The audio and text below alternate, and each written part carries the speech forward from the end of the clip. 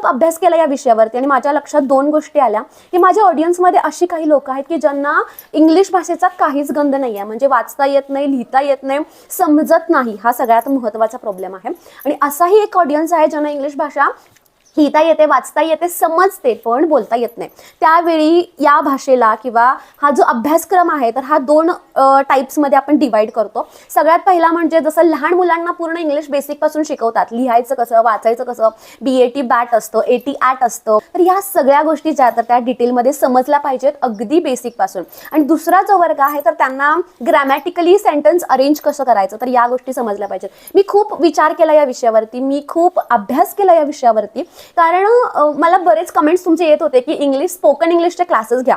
पण स्पोकन इंग्लिशचे क्लासेस घेण्याआधी तुमचा जो इंग्लिश भाषेचा बेसिक आहे, म्हणजे इंग्लिशची जी मुळाक्षर असतील किंवा शब्द असतील, तर हे तुम्हाला जाणून घेणं महत्त्वाचं आहे.